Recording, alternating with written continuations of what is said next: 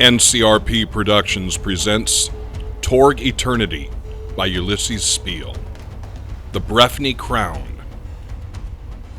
Good afternoon, everyone. My name is Greg, and I'm going to be your GM for a Sunday of Possibility, and we are playing Torg today. I'd like to take this moment and let our players introduce themselves, starting to the right. Hello everybody, my name is David, and I am playing Elias Strode, the Sakelum Chaplain. From what cosm? I am from the Aurora cosm, originally from Gaia. When the Gaunt Man invaded my world, I followed him through and am a devout member of the priesthood and looking to destroy the Gaunt Man in his nightmares. Very good. Hello, this is Victoria. I'm playing Iara Bay, the elf necromancer from the Cosm of Isle. Hey, this is Barry. I am running Maxwell Garrett Elite. I'm a human resistance fighter from Tharkold. That's basically it, right? You're of the race of Tharkold. I'm part of what they call the race, which is humans in Tharkold. I'm Shan. I am playing Azrael, the cyber witch from the cyber papacy cosm. Ooh. I'm Tori. I'm playing Evangeline Francis, a human monster slayer from Aurora. Very good. So, with this game session, what we're going to do is be putting together. So, Elias, let's start with you. Give us your background for your character, and then let's work that in. So, when the Gaunt Man invaded Gaia, the Maelstrom Bridge landed close to my family's dwelling. I was just a young boy, and my even younger sister was possessed by one of the Gaunt Man's nightmares. The nightmare that was within my sister lashed out and killed both my parents while I fled the house. But while in my escape, two Sakelum chaplains entered the domain and exorcised the nightmare and destroyed it. And ever since then, I've devoted my life to the priesthood and joined their order. And when he consumed all of the possibility energy from Gaia and he came to core Earth, I followed him through, along with the rest of the clergymen of my priesthood in a concerted effort to overthrow the Gaunt Man in his nightmares. So, on core Earth, where is Elias operating out of? Calcutta. Okay, perfect. Which is the modernized Western pronunciation of Calcutta, actually, I think, normally. Forgive me for any East Indian, natives that I just butchered that, but I think that is what the how the saying goes. Very good. And the Sakelum chaplains, do they prefer to be, are they called, chaplain whatever, father whatever? How are they preferred? We answered a lot of different things, chaplain, father, priest.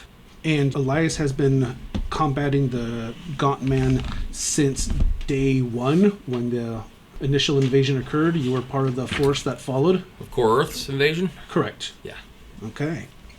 So, with the base in Calcutta, with the Sakelum and Aurora, for our listeners, the church is very influential. And the church doctrine of the Sakelum is not like it is here on core Earth, where sin is to be forgiven and a lesson to be learned from. It is not a benevolent God that is all-embracing. The God within the Sakelum church is punitive. When bad things happen, it's because you called down the ire, and sin is a consequence of bad choice. Is that how Father Strode sees it? Yeah.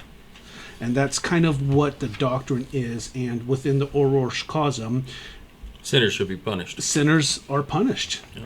And that goes with some of the world's laws, is when you engage in sin and call down the bad things, you are contributing to the evil, the corruption that is plaguing core Earth right now.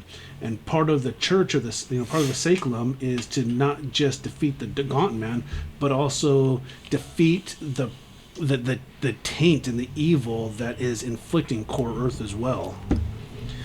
Would you agree with that for our listeners? Yep. And there's a fear that exists, that's spread throughout the core Earth, and so we're also fighting that. Absolutely.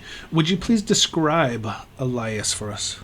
Kind of the, in the corner, kind of mysterious figure, a little bit, if you will, but not afraid to speak his piece, About 6 foot tall, slender build, not real muscular. He's strong in mind and spirit, but not in body. So about 150, 160? Yeah, about that. Okay. He's a Victorian. He comes from a Victorian age.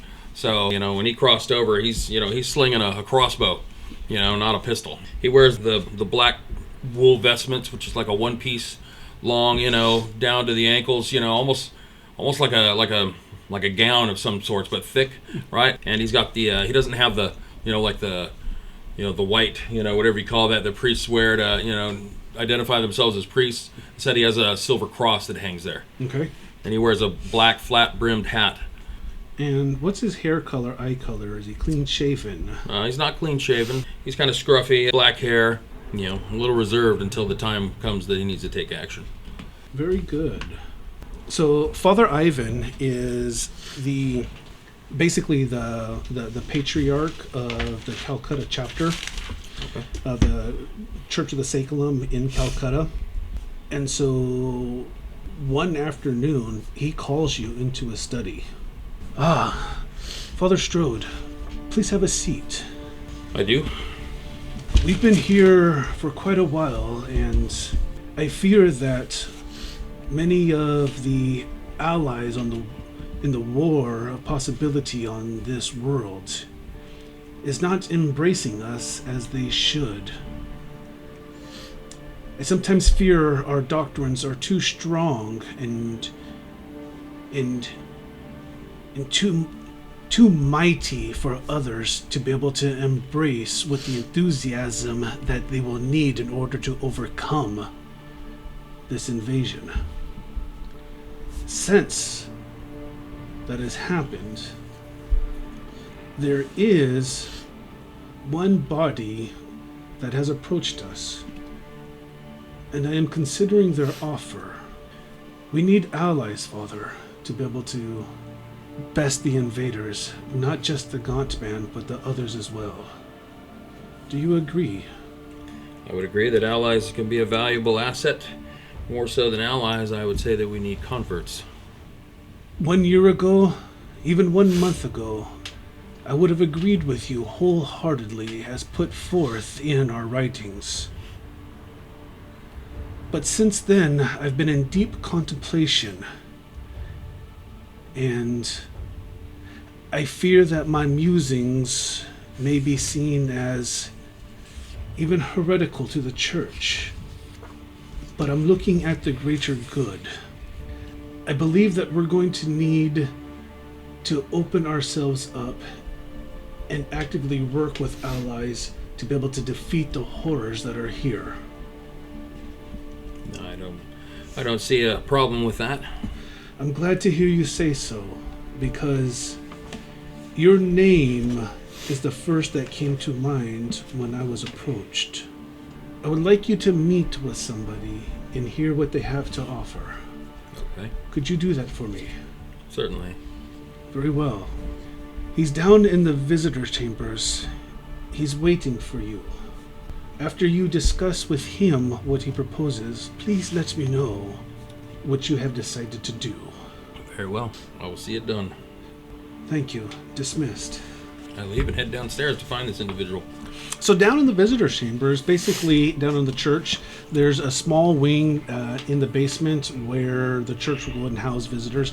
Not too often will people come here looking for, to visit or to see, unless they're specifically seeking refuge or seeking to join the church. So visitors are not common.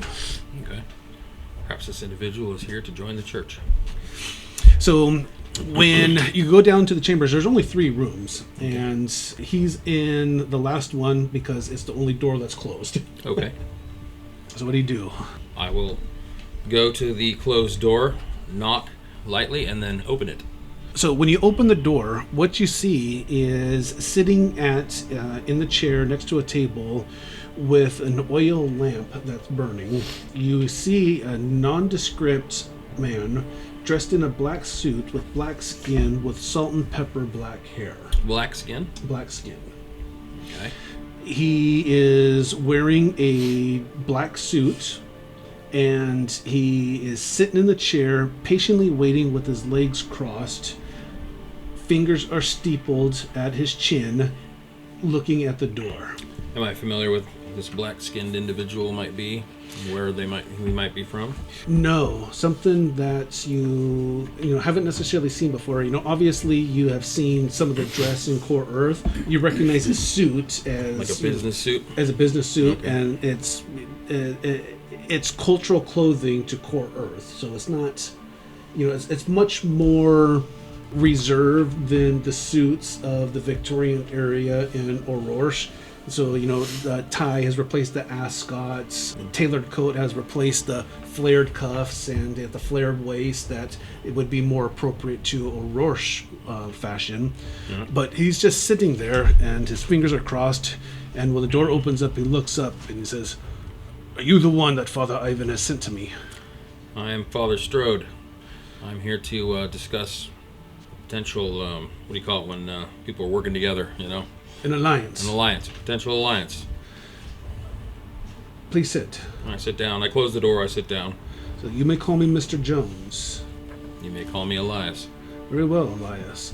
I am a representative from the Delphi Council. Are you familiar with us? Am I familiar with the Delphi Council? Everyone on the Core Earth is familiar Yeah. with the Delphi Council. Oh, okay. So you're a Storm Knight. You've been fighting the Okay. wars. So everyone's familiar with the Delphi Council. Yes, I'm familiar with the council. May I ask your opinion of the Delphi Council? While I try to not get involved too heavily into their politics, as my teachings and the path that I follow sometimes can be a little abstract to others, but I know that we face a common threat. Indeed, we do. Are you familiar with the history of the Delphi Council? I have history as a skill. Am I? Does that mean, I don't know, you tell me if I'm, what does that mean, to me? How much time have I, reasonably spent working with the Delphi Council? How long? I don't know how long I've been on Core Earth. I don't know what the timeline looks like. Okay. So day one was a year ago. So Okay. we're just about a little bit over a year from when the first invasion hit. Okay. And so for Aurora, the Gaunt Man has chosen not to expand like other High Lords have to occupy more territory. What he has chosen to do is to solidify his base on Core Earth and make the Aurora zone more pure. And so as opposed to other cosms where the reality is fighting Earth's reality, the section that's Aurora on Core Earth is becoming purely Aurora. Okay. So when it comes to what Father Elias would, I think that's more up to you. If you think that he's in downtime would, delve into history, delve into try to learn more about Earth, I think that's more of player agency. He would, so, he's got scholar history. So that makes sense. He spent time, diving into books when he can and trying to understand how best to be effective here. So, I don't know if you remember from our prior day one when we talked about how the Delphi Council was formed, but the Delphi Council was pretty old, so it's been around for a while. In pop culture, prior to the invasion, they were looked at as Men in Black. There's comics and movies and books that made them appear to be more worried about aliens, when the truth was they were fortifying and preparing Earth for this invasion. All right. So back in character, how familiar you are with the history of the Delphi Council? I'm familiar enough with it. Very good. So then you know that we have foreseen this when the Gaunt Man first looked upon Earth. It is our belief, and since that time, we've been trying to fortify Earth's defenses, and thankfully, Earth has been strong enough to repel the invaders in and of itself, but we need help. And we need help not just from people on Core Earth who are joining the resistance, but others such as yourself who came down from the homeland cosms to be able to help fight here. I approached Father Ivan because We're looking to be able to increase and form a new team within the Delphi Council. And we think somebody with your background and skill set may be able to help. And how, other than defeating a common enemy, how could the Saculum priesthood benefit from this alliance? It is my understanding that the Saculum's sacred duty is not just to defeat the Gaunt Man, but rid Aurorsh of its evils. Yes, that is part of our mission. Then, with that, we have something in common. If we can defeat the Gaunt Man here on Earth, he is depending upon the possibility energy that he is draining here to eventually move and work his way to become a Supreme High Lord, to become the Torg. And that's what we are trying to prevent. For if he does reach that status of Torg, he will consume Earth and all of its possibility, and we don't know how powerful he is going to become. You and your order have been fighting him for quite a long time. Yes, we have. I can tell you the best way to approach dealing with the Gaunt Man and his minions is going to be going on the offensive and keeping him on the defensive. The members of his Hellion Court aren't all on his side and would look to replace him if given the chance. And the team that I am looking to form is embracing that very concept, to be able to be a strike team. So are you looking for a strike team comprised mainly of the priesthood? No, I am looking for a representative of the priesthood to be part of the strike team. I'm asking you to leave the church, at least temporarily, and join the Delphi Council to be able to take the fight to the Gaunt Man at a level that he has not yet seen. Well, sir, where I come from, the church is everywhere I go.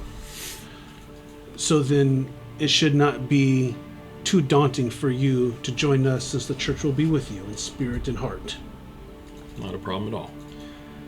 Very good. But I would caution you on selecting carefully to make sure that they walk the righteous path. I'm glad that you brought that up. I have a question for you. I am assuming you're familiar with the Monstorum Venatorum. Of course I am. One of the recruits that I'm looking at happens to be a member of that order. Is that going to be challenging for you? Of course not. You're willing to work with the Monstrum Venatorum then? Well, that's probably a question you should be asking them. Because our faith is devout, and we don't stray. It is absolute. Very good. He slides over an envelope and actually has your name written on it. So, Father Elias Strode. This right here are credentials, cash, and airfare. We will be flying you over to one of our bases in Greenland to be able to meet and brief there for the first mission of this team. Okay. I will see you in 1 month's time. Very well. Thank you for your time, and thank you for your commitment, Father Elias. He stands up, extends his hand. Hey, shake it. It's a firm grip, and so as you look at him, he appears to be probably around in his mid-50s, but yet still extremely fit. His hand grip is he's not trying to overpower, but it's a good, firm grip. And you can tell a fighting man when you see him, and that's what Mr. Jones is. Mr. Jones. So, without ado and without looking back, he strides out of the room and closes the door, leaving you there. I'm going to look inside the envelope and see where the ticket is to. So, it is... There are several tickets. There is a carriage, ticket for a carriage, prepaid, to be able to leave Calcutta. And for those at home, what we're doing is pulling out the map. And so over in Aurorsh, it is northbound going up into Kazakhstan for a commercial flight over to Iceland. I thought it was Greenland. That was my mistake. Oh, sorry. Yeah, Iceland, okay. Iceland. All right. Okay. Sounds good. I'll go up and brief Father Isaac.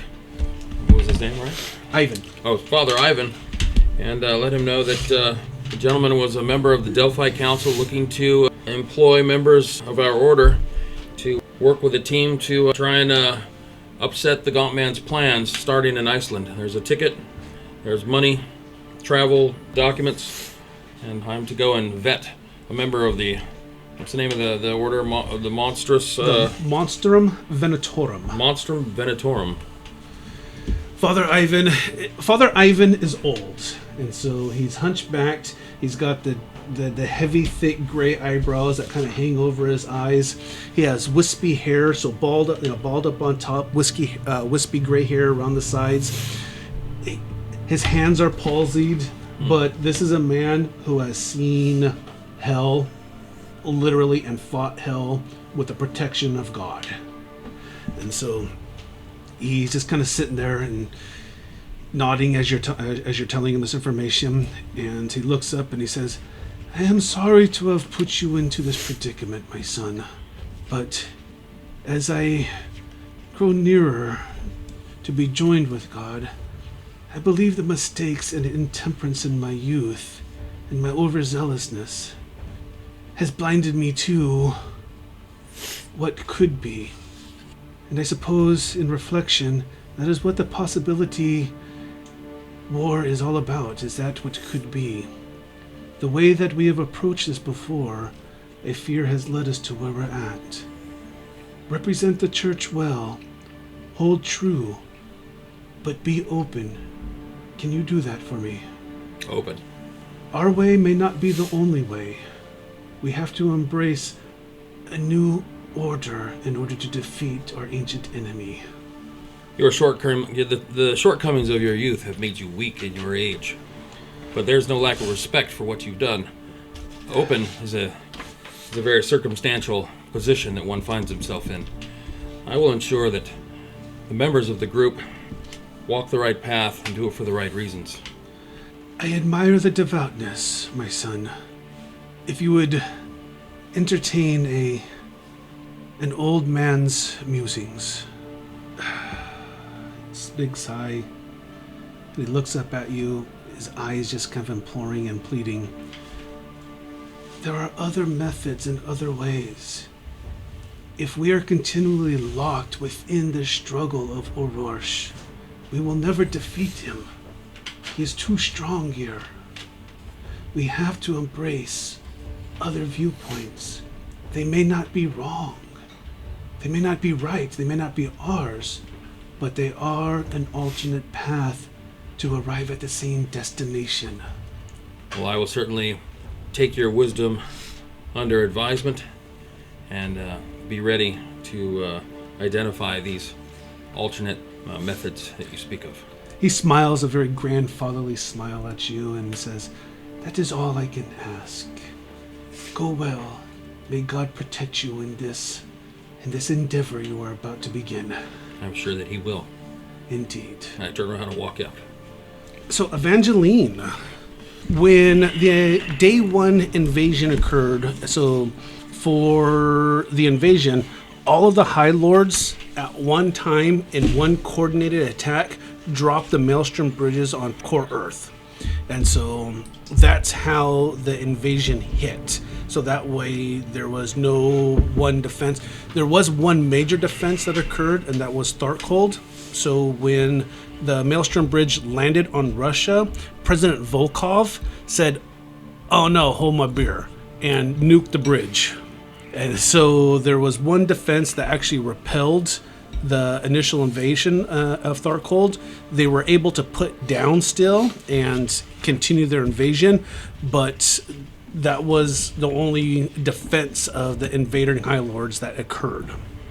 So did Evangeline come down with or follow the invaders onto core Earth, or had she recently made it down the Maelstrom Bridge to fight on Earth? How do you see it happening? She made it down to fight. So just fairly recently? Mm-hmm. Okay.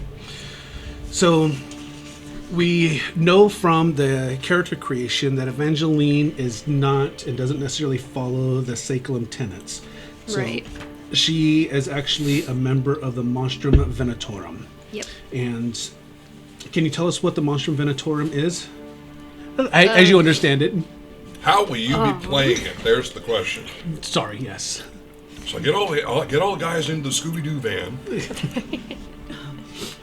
So Evangeline's kind of more as far as like monster hunters or monster slayer goes. Not like a typical, like, more broad, muscular. Just kind of more stealthy, kind of more, I guess, kind of sneaks around a little bit more. Okay. Kind of more of those sneak attacks.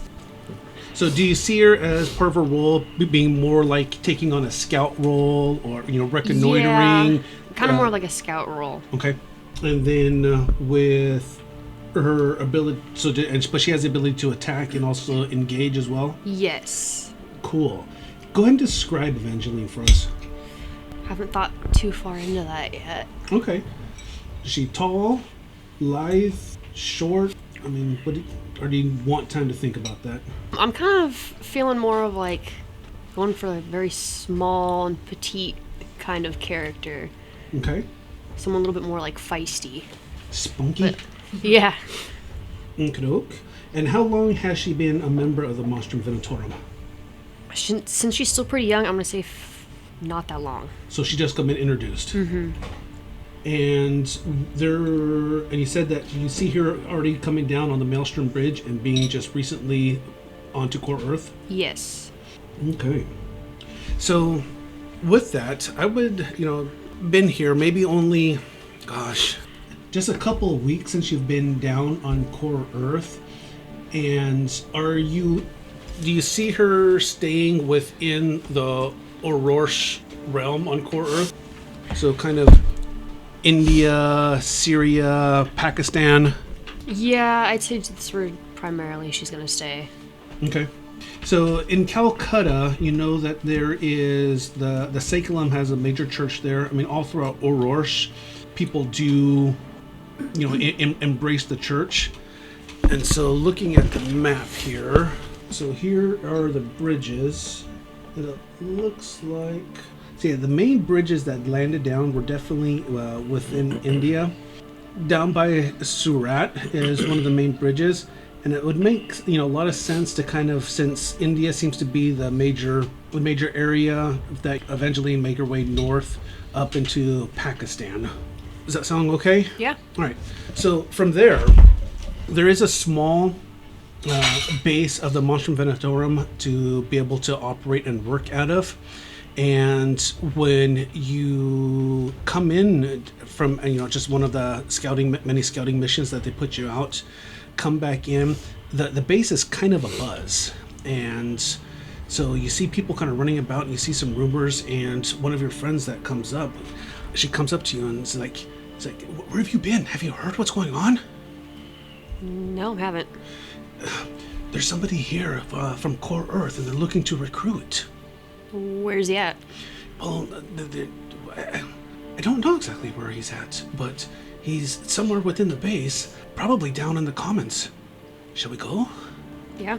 So you guys head down to the common room, and when you go in there, basically like the commons are just like the common living area. The base area is just bunks, kitchen, bathrooms, and then just the main common area. And this is also where you guys debrief missions, where you plan strategies. And sitting on there at the head of the room, addressing the crowd, is just very nondescript, middle-aged black man wearing a dark suit.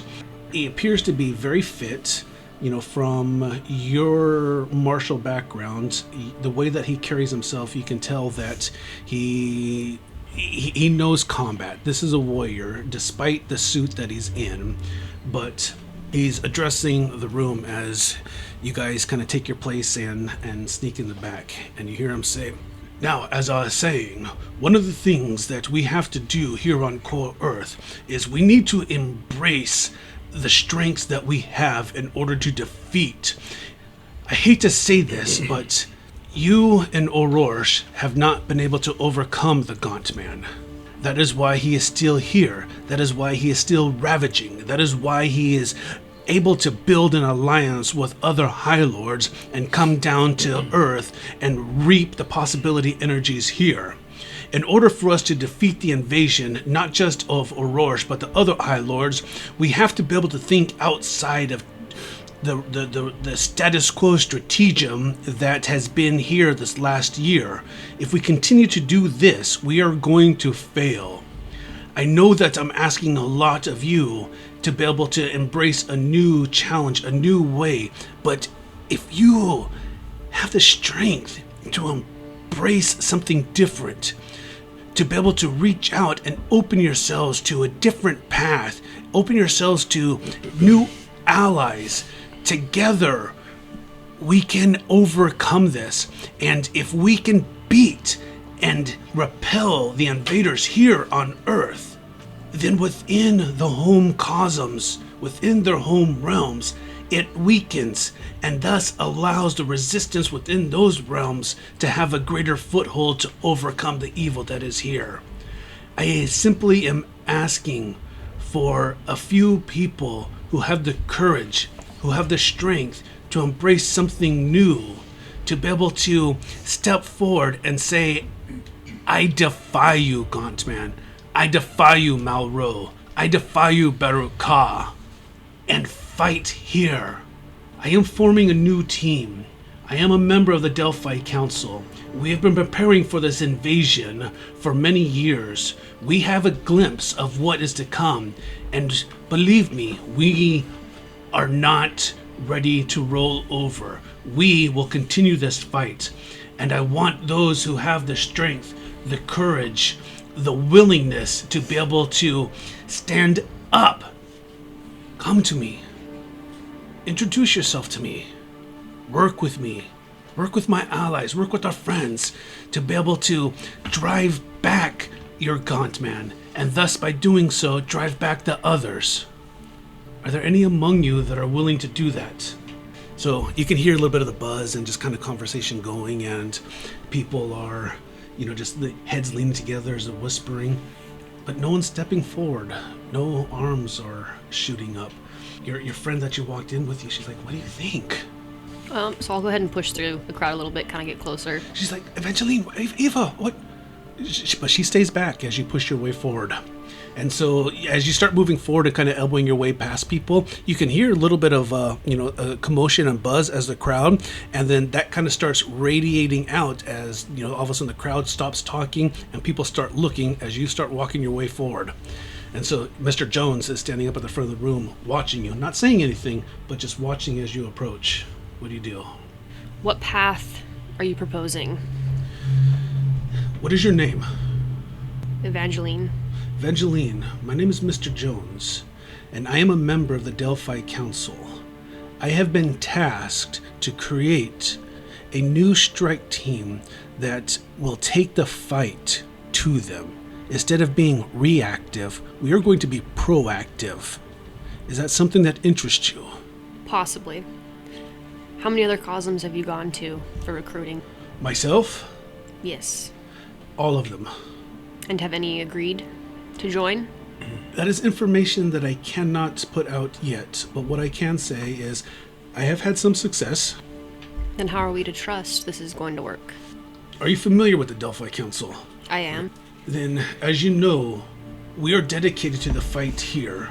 The days of mistrust and of not trusting race, of not trusting your neighbor, that is not core Earth anymore.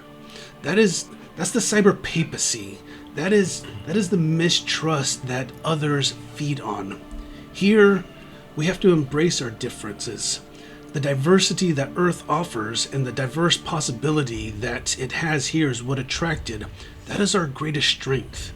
That is what we need to embrace to be able to overcome the invaders. And that is what the Strike Force is designed to do, is to be able to bring together people, Storm Knights from other cosms, and the gifts that you have and the knowledge that you have within your home world, and how we can apply that into another realm. We do share a common enemy. Indeed we do. Is it safe to say that you are interested in fighting this war in a different manner than what you intended when you crossed the bridge. I am. What we've been trying so far has not been working. No, it hasn't. I can offer you a different path. I can't promise you success. That's going to be upon the fortitude of you and your teammates once assembled. But what I can promise you is an opportunity to use your knowledge and your abilities to take the fight to them. All right. I agree. He kind of looks around he nods at you and looks around at the room, and a lot of people are kind of talking as his gaze crosses the individuals. They kind of put their head down, almost in shame, some out of fear, and the realization that as long as Orosh stays Orosh, the failure is going to be complete, because the Gauntman is just too powerful.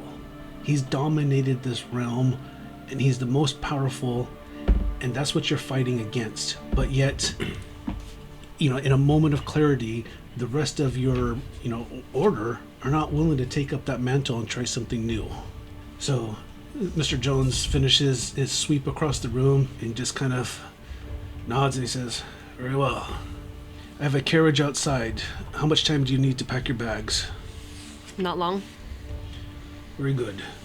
What we'll do is we're going to be traveling north up into Kazakhstan. From there, we'll take a flight over to a base in Iceland. Gather your belongings, gather your weapons, and welcome aboard, Evangeline. All right. Victoria. Yes. Iara Bay. Can you describe Iara for us? She is a tall, thin elf with darker features, long black hair, long black cloak that typically the hood's kind of up on, with a short bow around her as well, and a quiver. So, which is like kind of more like gaunt, sickly type of look, or just a darker skinned, but Okay. not like African American dark skin, like black, actual like the color black skin. Like a drow. Yeah. okay? Oh, okay. Or similar to that, yeah. Okay. And when Isle hit, did you follow immediately, or did you recently come across the bridge? I followed with the bridge opening. Okay. So when it hit down when Isle landed, there's been a long fight and a long fighting history within the realm, within the Cosm. So when Euthorian came down and invaded Earth, there was an allied contingent that came down and fought them, and so there definitely is something. There's a long history there. Elves and dwarves and humans have been fighting against Euthorian for a long time. And what is Iara's history? So Iara is a bastard of a noble, so she kind of was on the outskirts of society growing up, not with a lot and not much of an education to begin with. So she kind of leaned more towards the darker side and started building up her necromancer skills because of it. And Iara is living around Sligo Bay, up on the kind of like mid-North Ireland area. Yes.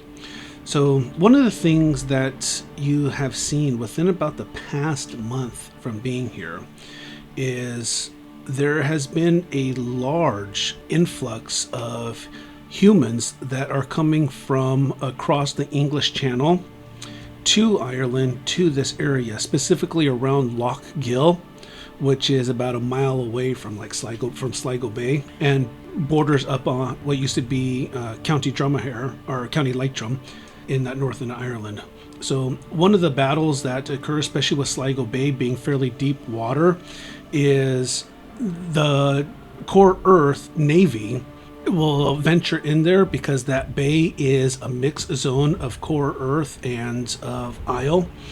And dragons coming down from North Ireland tend to circle the bay because they're trying to prevent the different warships from gaining purchase and being able to transport troops onto there. So there's actually been a lot of air-sea battles there, and with the aerial front comes ground support. So the forces that are fighting you, Tori, and with you happen to be right in that area. So Iara has a history of combat and has seen battle. One night while you're in camp, and so basically there really is no fortified area, so it's just small bands pocketed together of basic resistance fighters. All elves in Ireland, the elven population just tend to focus here. And one thing about Isle that's really interesting is Isle has taken Earth's fairy tales and Ireland's culture and the fae tales of there, and it transformed it to meet its reality. So a lot of the fae tales that we hear, like things like the Wild Hunt and whatnot, it is a legit thing here in Isle. And so a lot of those elves are inherently magical, felt drawn to this area just because of the inherent and historical magical nature of the island itself. So a lot of the dwarves that came down to fight end up taking homes within Scotland and the Highlands up there. But for elves, it was definitely Ireland. That makes sense. So as you guys are in camp, you can hear the guards signal that there's a party coming. And it's at night, so it's about, it just started getting dark, so so it's just started getting dark when the alarm signal went off, when you can hear a party coming. I'll start making my way to, I imagine, kind of the town center where they're coming in.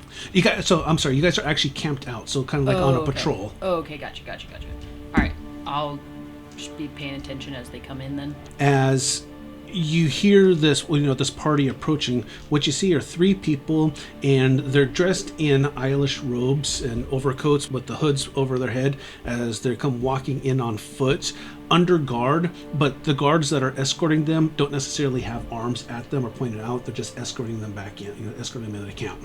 Gotcha.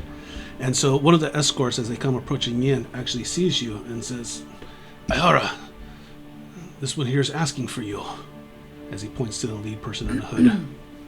I just nod. He's like, "Where's your tent at?" I gesture towards my tent. He's like, "We can stand guard, but he wishes to speak with you." I gesture towards my tent again and nod. So the two people who were walking behind him just kind of stand put. The two guards that were escorting them in kind of take a sentry size on the entrance of your tent, and the person leading this trio walks into your tent. I follow him. So as you follow, and he turns around, he pulls down his hood, and he unzips or unties his robe, pulls it off, very methodically folds it, just kind of lays it down on the pallet, and turns and looks at you. And you've heard descriptions of Mr. Jones, and he turns and looks at you, and he says, "You may call me Mr. Jones, and I'm a representative from the Delphi Council. Are you familiar with it?" Aye. Very well. The reason why I spoke with you, or requested to meet with you, is the High Lady herself is the one that gave me your name. As you know, she sits on the Delphi Council at Gamma level. Aye. We are monitoring a large influx in the status quo, and we fear some type of new cult forming here in this area around Loch Gill. Have you noticed that? Would I have noticed that? You notice that like humans are and in the droves are just coming in with pilgrimages Gotcha. to Loch Gill. Okay. I have. Are you aware of anything that's going on there? This is different, and it's not normal behavior for this part of the realm. I don't know much about it, but I do know I agree that it is not normal and that there are far more people coming in than usual. It's my understanding that you come from noble blood, Yes. but I take it from your last name you do not actually claim a house. I do not. Do you have any ties or affinities with your nobility? Not necessarily. Do you have any ties or affinity with this band of resistance group here? Not necessarily.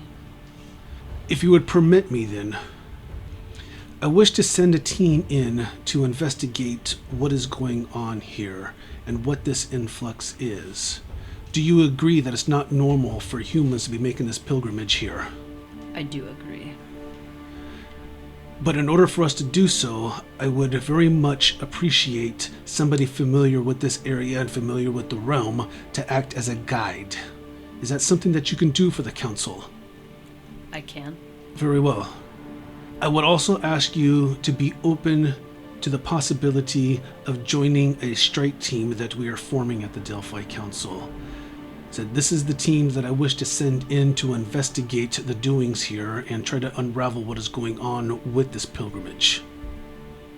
You don't have to say yes now. I just ask that you consider after working with them. I will consider it. Do you have any questions of me then? Not at this time. Within a week's time, I intend to have the team here.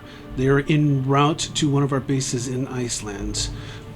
They will be ferried in by one of our ships and to rendezvous with them at the beaches of Sligo Bay. How many shall I be expecting? It is unknown at this moment, but it should not be more than 10. Would that be too large of a party? No, I believe that will be fine. Very well. I'll leave Agent Smith and Agent Wilson here as contacts and liaison. Will you see to them? I will. They know how to contact us down on the beaches if you need to reach out and get my attention early.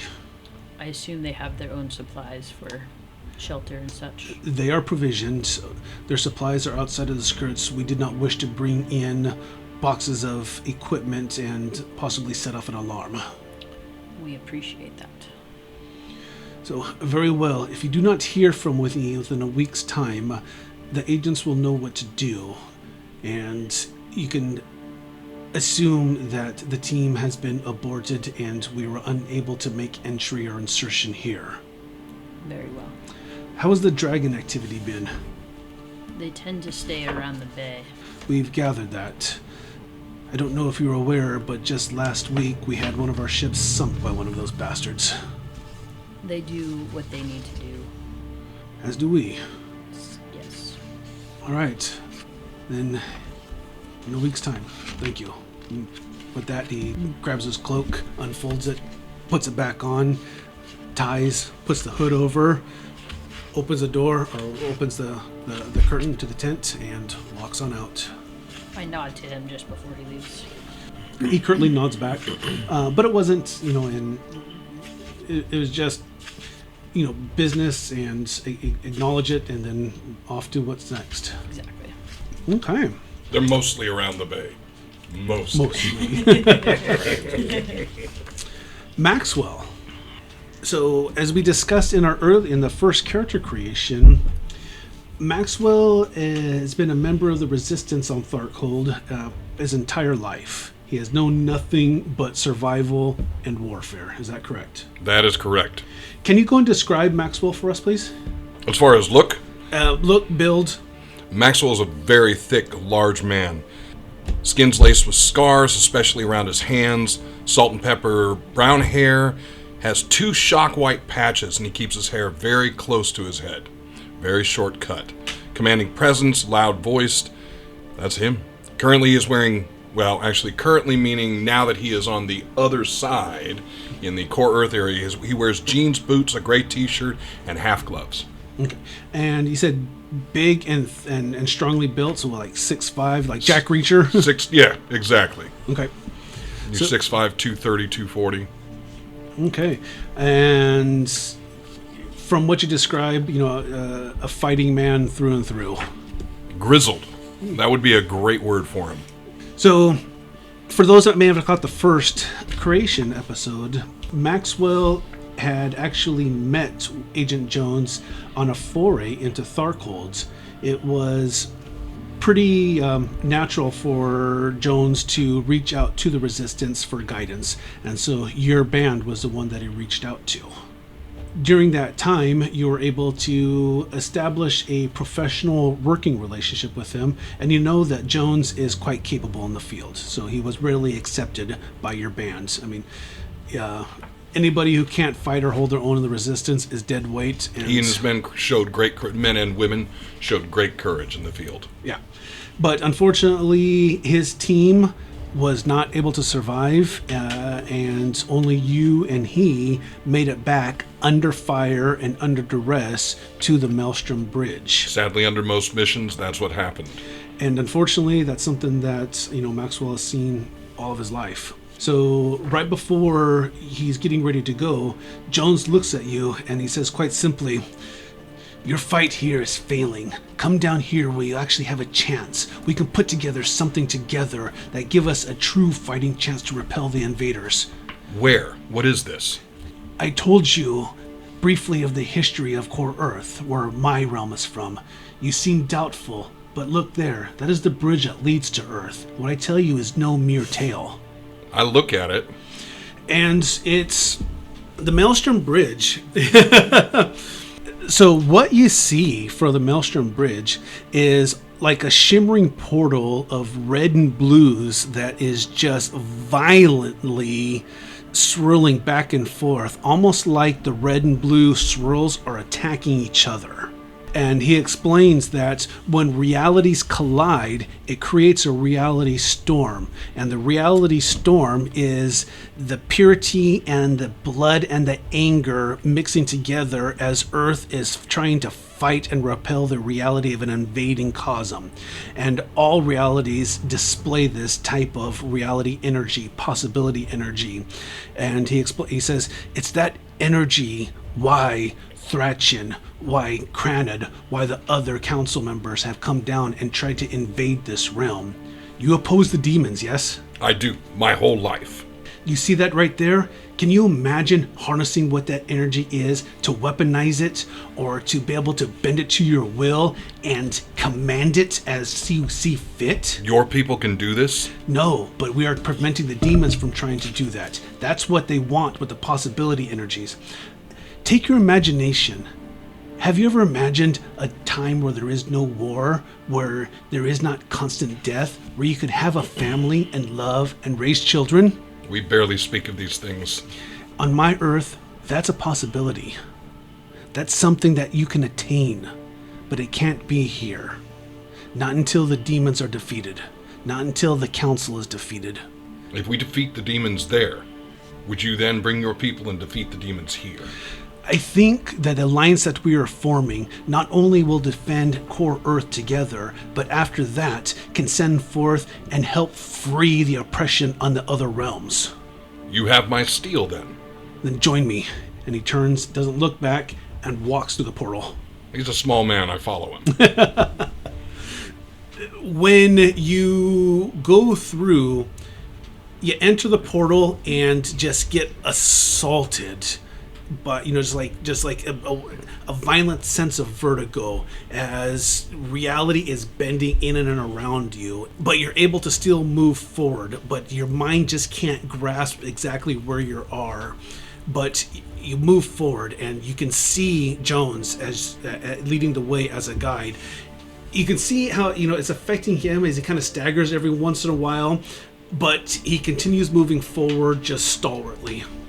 For the current edition, did Ulisses Spiele hold up the look of the bridges? So, for example, the Tharcold Bridge is basically a bridge of skulls with steel and electrical cables through it. The Living Lands was basically a Jack and the Beanstalk Bridge. Did they maintain that storyline idea from first edition? From what I've read, they did, including the Stellae and Darkness devices are very specific and rich to that cosmos. So that's what we're walking down, basically a bridge of skulls. A road of bones. Black and burned skulls and bones. Okay. Mm-hmm. So it seems like you walk for hours and hours and hours. And right at that point where it feels like your mind can't take the assault anymore and the vertigo anymore and that doubt. And as you start just, questioning what in the hell you just did, you see a portal that matches what you walked in through. And you see Jones walk right past that portal. I'll follow. As you follow, you come down and you open up, and all of a sudden, just kind of like a rubber band, as you stretch it out and right before it breaks, you release and it just kind of snaps back. That's what your mind feels like. As you look around, it doesn't look much different than what you left. And so it's still dark. It still looks like there is destruction and there's debris and there's rubble. And you can hear sounds of battle and explosions in the background. But before you can say anything, you actually feel somebody come rushing up behind you and putting some sort of cloth, some sort of cloak over you. You hear Jones say, "These are my men, don't fight it. Trust me, the bridge is under enemy control. We need to leave Moscow now." Then you need my steel. Take this off me. He said, "No, now's the time not to fight. Now is the time to be able to actually be discreet and get through this unmolested. And yet you put a cloak over my head. The time for fighting will come, my friend." So I wait, but I'm ready. Tense. So he leads you through a path, and the best way I can describe it, it's night, and think of Terminator 2, the opening scene in 2029, when you see just the shells of buildings and debris and twisted steel and burnt cars and rubble just all around. And that's what you're looking at right now as you make your way through the path from I'm this looking bridge. at it with the cloak on my head? Well, you're not covered, so you're... Oh, I thought he put a cloak... All right. He put a cloak over your body, so a cloak over the head, To cover me, but not... I thought he was blindfolding to blind me. you. Okay, all right. Then I wouldn't be quite as tense. Okay, yeah. So Okay, I I'm apologize sorry. for not explaining that well. I felt like a hood got put on my head. No, you weren't hooded. Okay, all right. So all just right. a cloak over. All right. But yeah, so that's what you see, and it looks a lot like home. And as you guys make your way, You're certain we've made it through. This looks the same as what we left. I can identify, well, nothing, but it looks like my home. We didn't turn around and walk back through where we came. trust me, we're here on Earth. The area that we landed, this is once one of the most powerful and progressive cities in the world. But what happened was when your world invaded and the demons came here, the president, the leader of this country, attacked with what we have, a nuclear weapon. I mean, you're from Tharkold, you're aware of nuclear fission. Oh, yeah, absolutely. And so at this point, in order to be able to destroy the bridge, it was dropped. And it left this. So your world looks like this. How do you expect it to return to the idyllic peace you sold me? As he's walking, he's looking around, just ever vigilant, but he's still having a conversation with you. He's like, the world itself doesn't look like this, just this area. But this is what we want to prevent from happening all across the globe. I understand. Lead on. So he leads you through. Basically, at certain points, it takes about the night to be able to get through. And at certain points, the people you're with will, everyone just kind of say hide, duck, and at points you take cover. And you hear, don't really see, but you may hear the rumbling of some type of heavy tank, just traveling through, or you hear the voices of soldiers marching by. And as those sounds fade, Jones will give you just kind of a brief description, and he says, it's like, here, this is what is referred to as the Blasted Lands. So at this point, this is a power vacuum. There's 3 factions all vying for control of this area. You've heard of, familiar or know of the demon Crowned? I do. He's dead. He's been killed. One of his thralls killed him, and she is just a barbaric, animalistic shell of a person. Which thrall? Azrael. We know of this one. How does she kill him? It's unknown at this point. We didn't have agents in place, but we can confirm that Crowned is dead. And so, who controls Tharkold now? Tharkold is up for grabs. There's a power vacuum 3 ways. Jezreel has enough influence and fights with passion that she still gathers people. Thrachin, from the demon aspect, has stepped forward and is trying to take control under his master's teachings. He was different, but he was just as cruel. Indeed. And then, you may be surprised to hear this, but President Volkov of the country of Russia, he's the commander who dropped the nuclear weapon on the bridge, was offered the 7th spot on the council. So someone from your land, someone in power, one of your leaders chose to join? Yes. How can you be certain that the rest of your people won't follow? That is one of the things that we need to determine. At this point, well, quite honestly, Volkov has a propaganda machine that is putting out he's defending Core Earth's assets, but it's my opinion that he's actually besotted with the control of Tharkold itself. Come, time grows short. We must rendezvous with the others. So I'll follow him at whatever speed he moves. So, I mean, throughout the time, you guys make your way through the blasted lands, hiding when you need to, at times running when you need to. It seems surprising that Jones is not willing to fight, but, every time that you kind of bring this up, he tells you, think larger game. This is a chess match. You need to think 7, 8, 11 moves ahead. This is just but a pawn move right now. This is not my forte.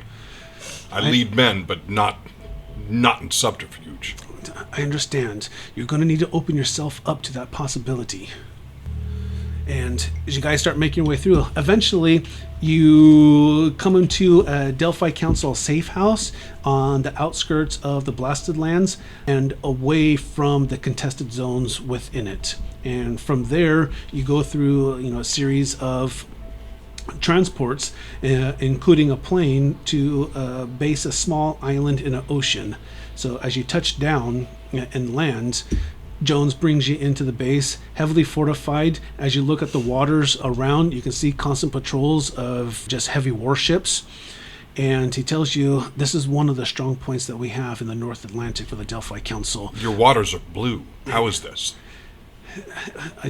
Again, my friend, Core Earth has the possibilities that none of these High Lords have ever seen before.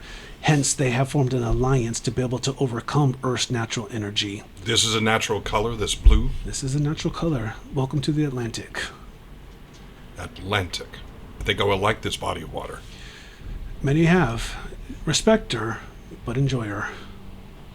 And ultimately end up just kind of housing at this base. He tells you that he needs to see a few others, and the next day is off again, which speaks to his fortitude. During your time at the base here on Iceland, you are well received, well meted. You can see other people, the Delphi Council, they're the whole ideas of, bigotry and isolationism is just a concept that's been forgotten. When you're fighting werewolves and when you're fighting demons and fighting dinosaurs, and you'll hear talk of this from, some of the different people that you come across, that those old prejudices and bigotries are gone. So everybody works together, the weak and the strong. The weak and the strong. This is outside anything I've ever seen. And this is the, Willem tells you, kind of repeats the dogma, and this is what we're embracing. This is what makes Earth, is the diversity.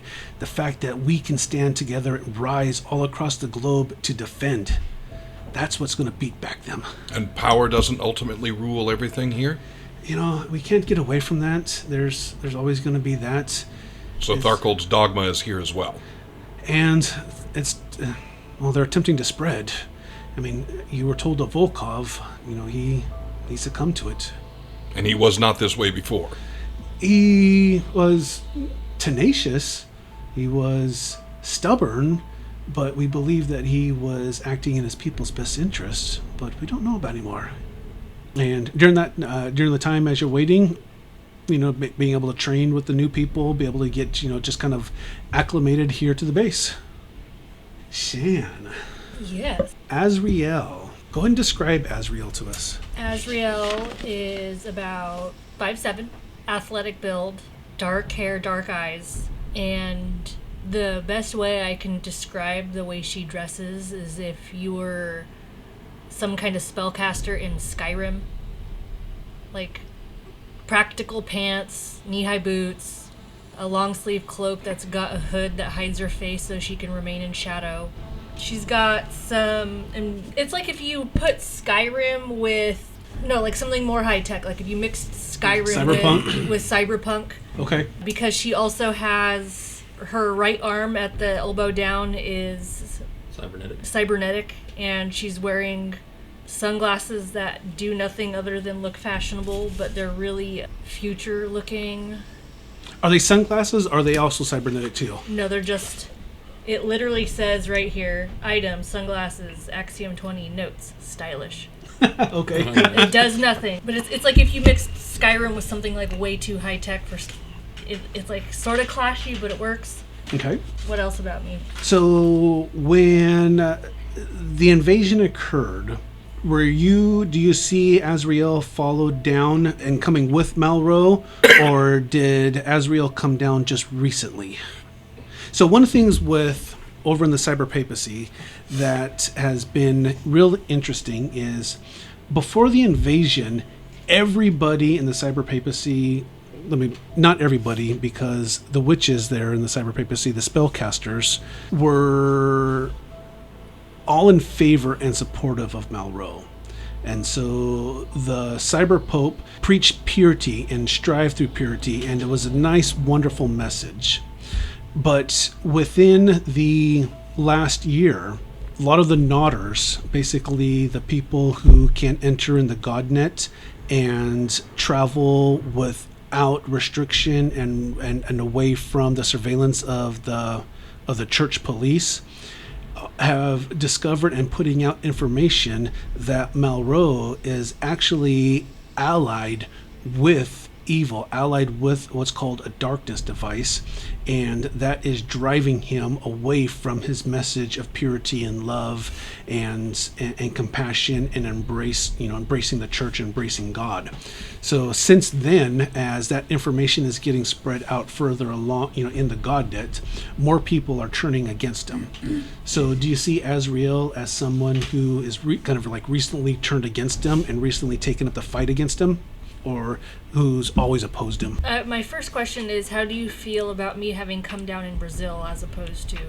That was going to be my next place where you came down at. Okay. So, yeah. So, Malro's hold on Brazil is a lot weaker. Yes, it is. Because he kind of panicked and went like, mine! Because... Nobody else was there. Well, there was rumors that Living Lands... Baruka? Were in the forest, scouting. So he wanted to snatch before somebody else snatched, and there's a high population of Catholic people in Brazil. So he just dropped a bridge, all willy-nilly. So I came later. I was not ever following the Cyber Pope because that's not my religion, because I was pagan wherever we came from. Except we get the TV programming from, Malro's reign, and there's a show called Heretic Factor. And they basically, it's like Hunger Games, but it's to prove whether or not you're innocent, and they go through a trial of ordeal, and the trials are filmed before a live audience and not censored. It's a rare occurrence when a heretic is found innocent, and a lot of the times he's burning witches, like me. So I came down, landed in Brazil because I knew had the weaker hold, and I'm fighting back here. Okay, perfect. And that's what I was going to ask you, is where do you see that you came down at? Because since that time, Malro has expanded into Brazil. Mm-hmm. So the only High Lord right now that is bicontinental. Mm-hmm. So, okay. So do you see, how long do you see your character, or Azrael, been in Brazil? A few months. Okay. Not super long. The straw that broke the camel's back was I watched him burn a witch on Heretic Factor, and realize that, it could be me next, it could be my coven next. And he was so far away from his original message that, I'm really fresh on Earth. Okay. So, are you in the sprawl of Rio then? That's the capital, right? Yeah. Yes. Okay. Yeah, so Rio de Janeiro. Yeah.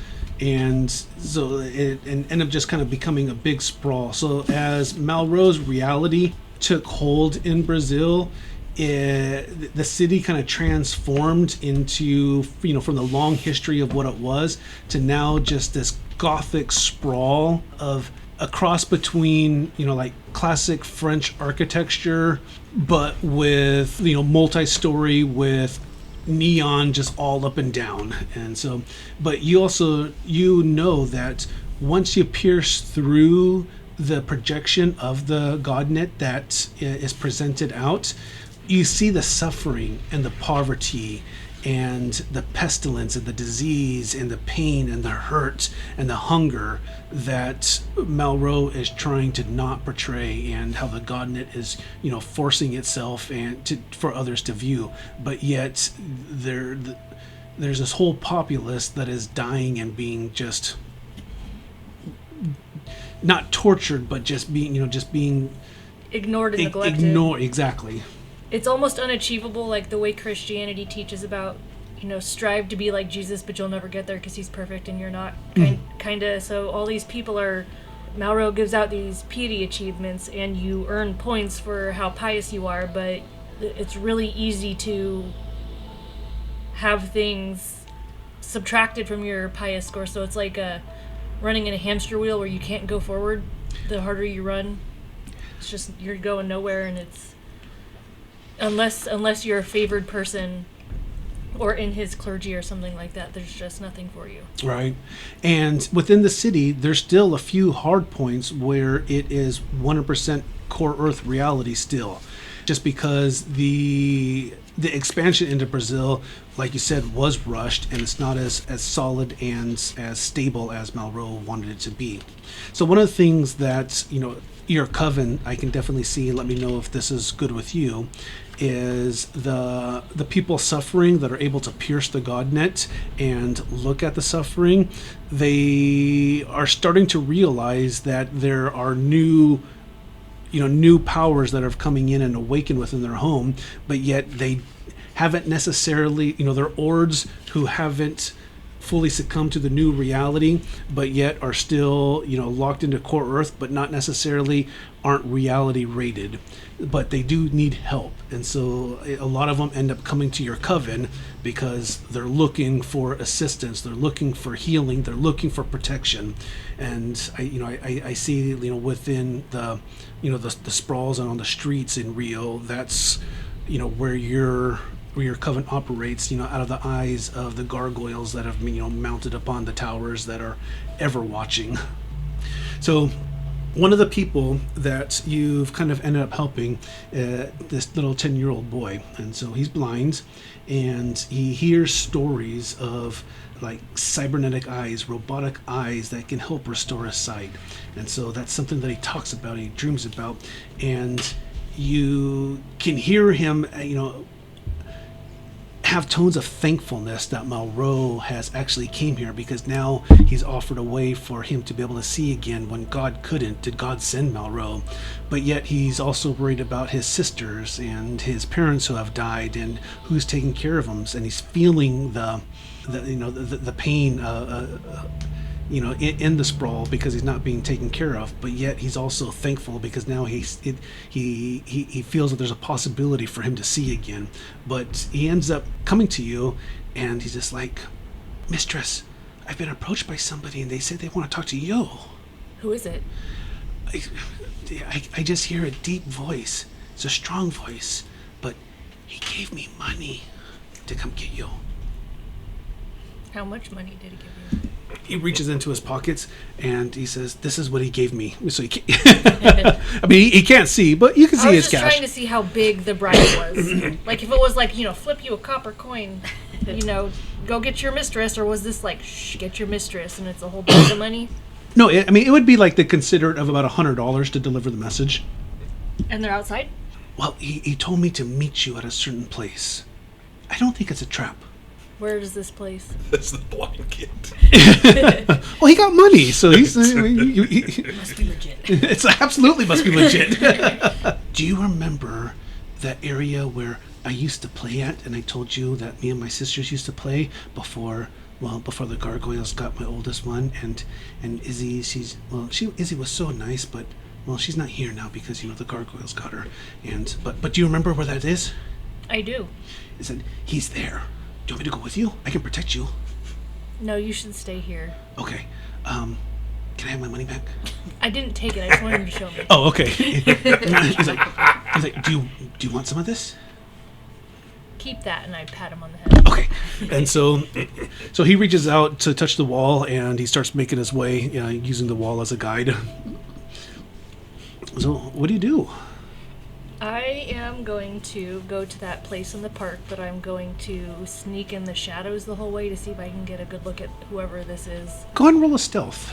Oh, you're making me roll stuff. Well, you said you're going to be doing stuff. You're trying to be stealthy. Good thing I just crossed off stealth. I don't have it. Roll Dex then. 10. Keep rolling. 14. 8. So you start kind of making your way stealthily as best you can, through the shadows. It's actually something that you're not unfamiliar with because you try to keep, you you're out from sight from the gargoyles that are ever present. As you enter towards the rundown building that the boy indicated, you peer inside and you can see just a simple light that is sitting on basically like a rundown box, and then sitting in a chair, fold-up chair right next to it is, you've heard me describe Mr. Jones, and so you see Mr. Jones sitting there. And he's got his legs crossed, arms folded, and he seems to be patiently waiting. No one else seems to be with him. Excuse me, sir? He looks up from his contemplations, and he kind of peers at you, and I'm glad my messenger arrived. Azrael, is it? Who the fuck are you? So you can call me Mr. Jones. That doesn't tell me who you are. Indeed. I'm a representative from the Delphi Council. Have you been here long enough to know what that is? I have. Then you know the work that we do and the fight that we have. What do you need me for? I want you to join, quite simply. What we're doing and what I can offer is the chance for you to use your abilities to be able to take the fight against the High Lords, not just Melro, but the others that have invaded. To put it plainly, how long have you been down here on Earth? Just a few months. So all of your life, minus the past 2 months, you've been a part of the cyber papacy, living the lie that Melro attempts to portray. I've been living in hiding from Melrose brutality. And Melro is not going to be defeated as long as conventional means of opposing him remain. Otherwise, he would have been overthrown long ago. Would you agree to that? I agree. I specifically came to Brazil because he has the weakest hold here, and I thought I could do the most good here. I can offer you a chance and an avenue for you to put that good to a more proactive approach to be able to defend Earth and repel the High Lords. I am forming together a team, and not just of Core Earth, but team members from the different cosms to be able to bring their insight and their unique abilities to attack as one. And quite simply, I want you. I look at the ground. I'm thinking, got my hand on my chin, and I turn in a circle, and then I turn around, look back at him, and put my hand out for him to shake it. He stands up, shakes his hand. You can see that he's about 6 foot and very well fit, strong grip, but he's not trying to do the asshole crush your hand thing. I hate that. It's so annoying. As he extends his right hand, you can see a pistol under, on his waist, underneath his jacket, and he says, "Again, you can call me Mr. Jones. If you wouldn't mind, then we have a base in Iceland where the rest of the team will be rendezvousing." Let's go. Very well. This is your area that you're more familiar with. I'll allow you to take lead. And you guys make your way out of Rio. I use the, cocaine smuggling routes that I know about. Perfect. Couple months, you already know the cocaine routes. Just gotta stay hidden. Now, Mr. Jones was the guy with the black skin, right? Yes. Yeah. And at this point, we will go ahead and wind down this session. And when we reconvene, it will be at the base in Iceland to lay out the starts of this Torg campaign. Thank you, everyone, for listening, and I hope you enjoy the upcoming game sessions. Thanks, Greg. Thank you.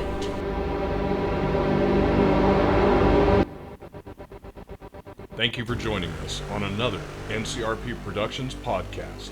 We couldn't do this without you, so please like and subscribe everywhere we're found, including YouTube, Facebook, Anchor, Google, Apple, Spotify, and other great podcast sites. If you'd like to help us continue making more content, we'd love to have your support on our Patreon. And if you have any feedback for us, please feel free to comment on our podcasts or email us directly at ncrpproductions@gmail.com. And we'd like to give a special shout out to our current patrons, our Seekson Employees of the Month, David II, F.S., Michael H., and Michael P. And of course, our Breaker of Seals, Frank H., Christopher C., Matthew K., and The Lab. Trademarked. Thank you all. We truly, truly appreciate it.